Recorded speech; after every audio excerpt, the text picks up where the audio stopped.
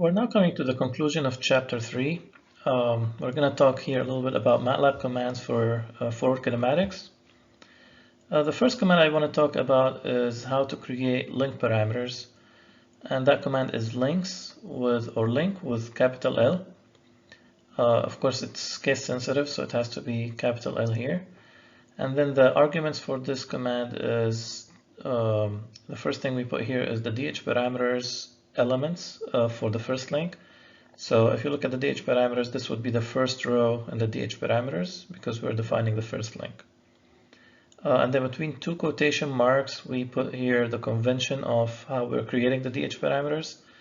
In our course, we took this in the same convention as the modified convention. So we put here modified. There's another convention, which is a standard convention that we do not cover in this course. Okay, so in this command here, I'm going to name the links as L, and then the first link in this L will be this link, first link, and I'm including the first row and then columns 1 through 4 from the DH parameters. Okay. For the second command here is how to create a robotic object, and for this command we use serial link, capital S and capital L. Inside of this command we have the first argument as L, which is the L that we defined for the links here. So all the links 1 through however many links we have are all named under this L variable, so we put it right here. And then we can also, between two quotation marks, specify the name and some description as well. Okay, so this creates an object, and it's always a good practice to make a name for our object. So this object is going to be a robot, so I'm going to name it here robot. You can name it whatever, any other variable that you would like to name it. And the reason for this is we're going to recall this name later on as we go along with our simulation. And then the next command here is the forward kinematics. So the forward kinematics is when we are given the joint angles and we need to find the transformation matrix. So the arguments for this fkine is the robot name. In this case, I named it robot, which is the same name as the one here. And then I'm going to input here q, which represents all the joint angles in a vector format. Okay, so the output of this will be a transformation matrix that corresponds to the joint angles. The next command here is actually a model. We can just recall this model. It's part of the robotics toolbox, and it's called MDL_Puma 560 AKB. So this model is already created. It already has the DH parameters defined and the robot defined. They also defined a few configurations as well. All of this is under this model. So if you just type this name here for the model in the MATLAB command line, it will just bring out all these predefined parameters for this robot. The next command is a plot command. And again, this plot command is different from the MATLAB plot command. This is specific to Robotics Toolbox. Inside this command, we can specify the robot name that we have, or the robot variable that we specified here. And then Q is the joint angles or configuration that we would like the robot to be plotted with. So whatever we specify for Q for the joints, the plot for the robot will be at that particular configuration. Okay. Now, I'd like to show some of these in MATLAB Environment. So I already have these pre-typed here, so I'm just gonna copy them.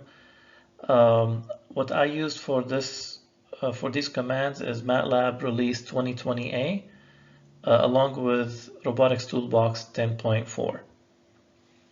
So let's see how these commands play in this video. In this example here, I'm going to show how to do forward kinematics for 3R Robotic Arm. I'm going to also show another example with RPR and Puma Robotic Arms as well. So I pre-typed everything here ahead of time, so I can just copy and paste and show you how these look like in the command window. For the 3R robot that we're going to start with here, I'm going to take L1 and L2 as 2 and 5. So I'm going to copy these and paste them here. So that's L1 and L2. And then I'm going to write the DH parameters here in a matrix form. And the order of the DH parameters I have is theta first, and then D, and then A, and then alpha. Okay, so I'm going to paste them here, and that would show my DH parameters tables. Of course, I put the thetas, all the thetas are zeros initially. Thetas are the first elements here. And of course, Robotics Toolbox will identify these later on as revolute joints and replace these by whatever value that we have. Now, the first command here that I'm going to be using is called link. And these basically the command that creates a link or defines a link for each one of our robot links. The input to this is the DH parameters for the first row that I'm going to put here. So this is row 1, and I'm going to use column 1 through 4. So I'm going to use all of 4 values here. And then I'm going to use the modified convention. So there is a standard and modified convention, and what we covered in Craig's book uses the modified convention.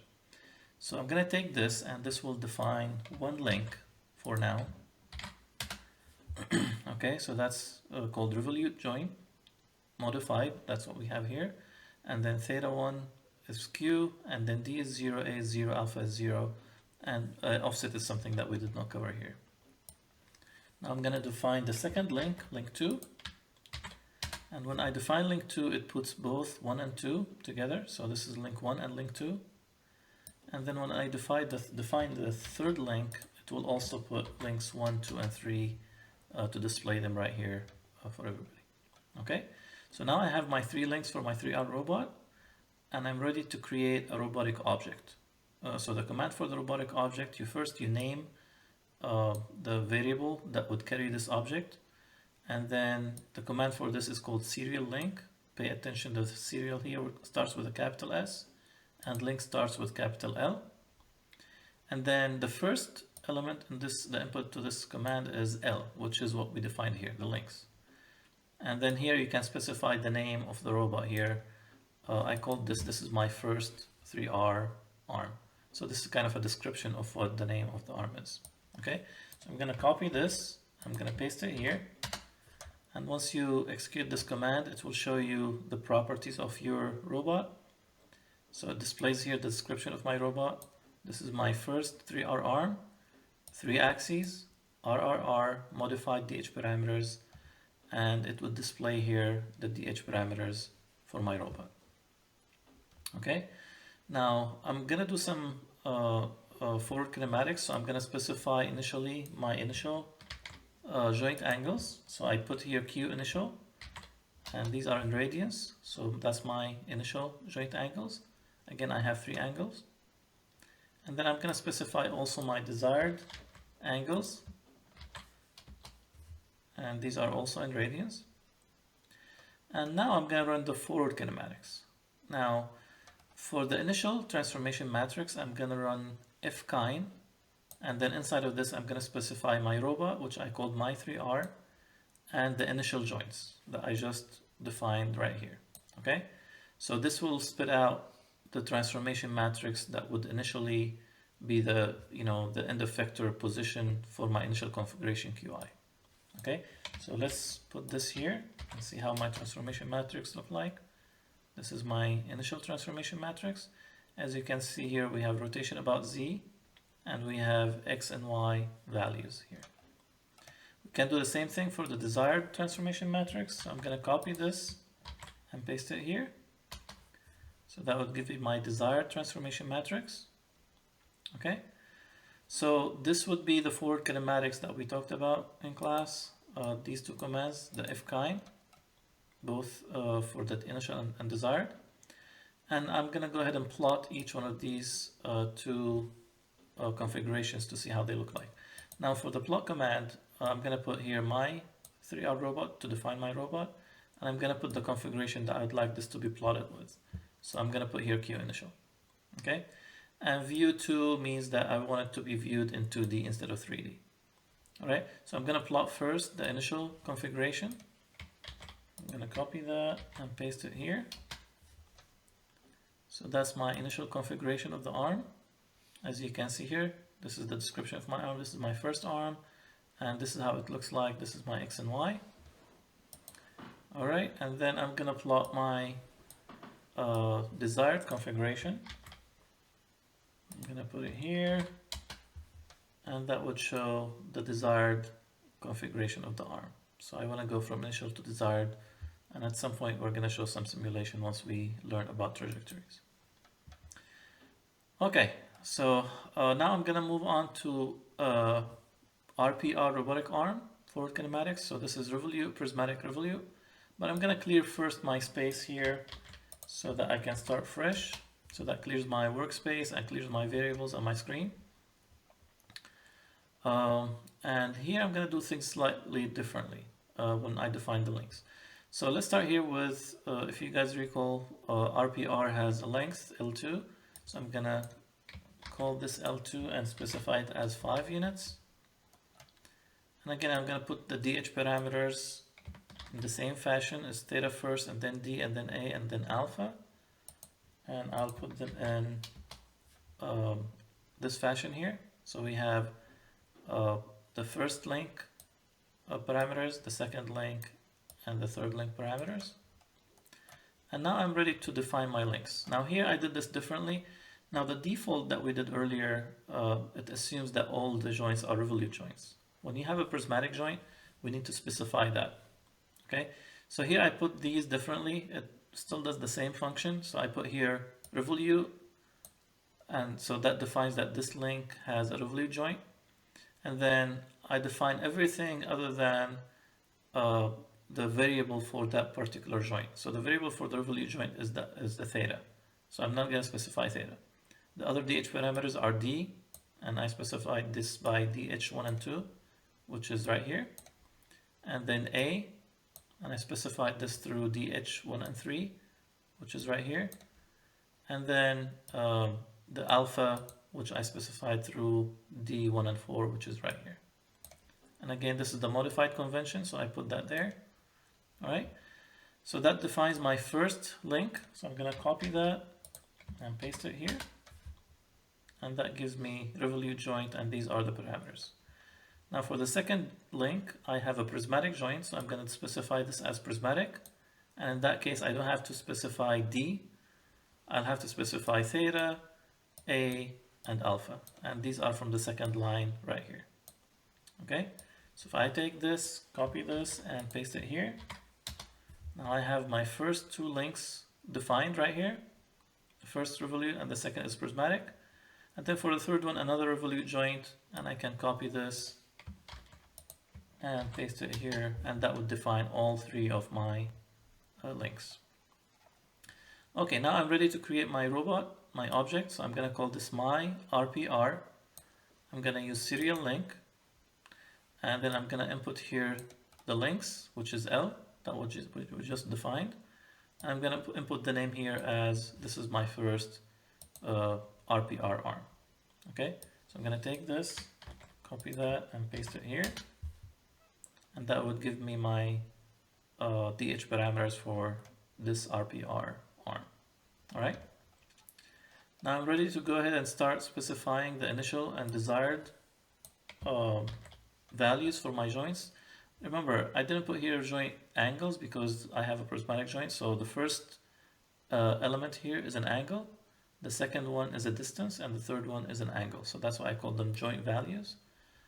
So Q initial here I specified earlier, so I'm going to copy that and paste it here. So that's my initial Q, and then my desired Q, I also specified it, so I'm going to input it here. All right, and now I'm ready to do my forward kinematics. So I'm going to use fkind to find T initial that corresponds to Q initial. We already defined our robot. We called it my RPR. We already defined Q initial here. All right, and I'm ready here to run the forward kinematics to find where the end effector is when I have joints at initial Q. So I'm going to copy this and paste it here. So So that gives me my initial transformation matrix. All right. And then I can do the same thing for the desired transformation matrix. Copy this and paste it here. So that would give me my desired transformation matrix. Okay. Initial transformation and desired transformation.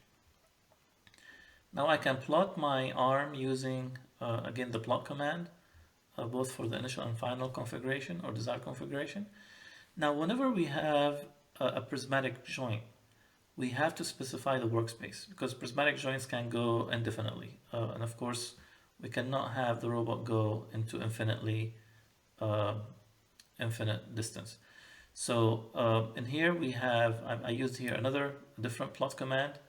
I put first the name of my robot, and then I specify that I would like to plot, and I put the joint angles that I would like to plot the configuration with, and then I specify here the workspace. Of course, you have to put here that I'm specifying the workspace, and then you specify the workspace right here. So I'm going to go from -10 to +10 in the X, -10 to +10 in the Y, and -10 to +10 in the Z axis. Okay, so if I take this, copy that, and paste it here, I get my plot for my initial configuration. Remember, this is the prismatic joint right here. Alright, so this will go in and out. This is a revolute joint, and this is a revolute joint, right, that rotates about the Z. Okay, now if I plot again the same plot but using the desired configuration, then I'm gonna get this plot, which is slightly different. If you notice, the prismatic joint went a little further in, and these X and Y are different as well, and also this first theta is different. Okay, now I'm gonna give you an example of the Puma 560. Now fortunately for the Robotics Toolbox, we already have Puma 560 defined. So all we need is to just recall it, and it will come out with all the robot descriptions and everything. So we're gonna clear our workspace here, start fresh. Now the first thing here is I'm gonna recall the model for the Puma 560, and to make this, you just put model underscore Puma 560 AKB. So that's the name of the model. If I recall it, look at workspace here. If I recall this, it's gonna create all the variables right at this side. So if you can see here, I have P560M, that's the name of the robot. I have QR, I'll tell you what that is, and QStretch and QZ. So once I do this, there are 4 parameters that are identified here that you see there. So P560 is the robot arm that has all the parameters. So if I just type this, it will show me the DH parameters similar to what we had earlier in the 3R and RPR. Okay, so it shows here, this is Puma 560, 6 axes, RRRR, modified, and then it shows you all the DH parameters right here. It also creates QZ, which means that all the joints are 0. So it creates a vector here that's called QZ, and all the joints, 6 joints, are zeros. It also creates QR. So QR is the ready position. So this is when the arm is at the ready position. As you can see here, 2 of the joints are now non-zeros. And I think there's one here that I did not specify. In this case, it's called QStretch. QStretch. Okay. And that would be when the arm is fully stretched out. So that would be the joint configurations for the arm when it's fully stretched out. All right. Let me just correct these here. And let me add this comment right here. So joist angle at the stretched position. Okay. Now, I'm also going to create here for myself initial joint angles and desired joint angles, so I can see how they look like. So I'm going to copy this. I specified my own 6 joints for the initial angles, and my own 6 joints for the desired angles. Okay.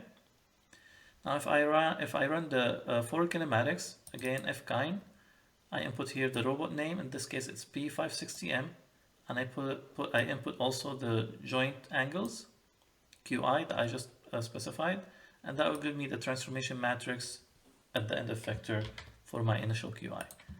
So if I do this forward kinematics, I get this transformation matrix that corresponds to the initial joint angles that I have.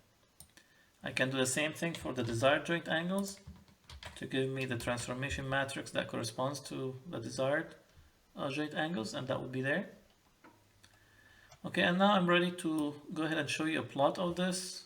Again, here I'm using plot, and then I'm specifying the arm. It's Puma P560M, and specifying the configuration that I would like this plot to show. And here I have Q initial, and the second one I have Q desired. Now here I have the view at 50 and 40, so you can also use this command to show you a view that you can set your own azimuth and elevation to plot this. So I'm going to show you how this looks like right here. Alright, so this is our Puma arm. These are the 6 joints. 1, 2, 3, 4, 5, and 6 right here. Alright. And then if I plot the desired, what we saw earlier was the initial, and now we're gonna plot the desired, and that's the desired joint angles at the end. Okay, so that's the end of this particular video on these commands that we have used for forward kinematics. And I hope this also shows you a good way of using them and plotting these configurations as you wish. This takes us to the end of chapter 3. We covered some theory on forward kinematics, some examples of forward kinematics, and here we finally looked at different MATLAB commands that we can use for forward kinematics and how they look like when we plot these commands. Thank you.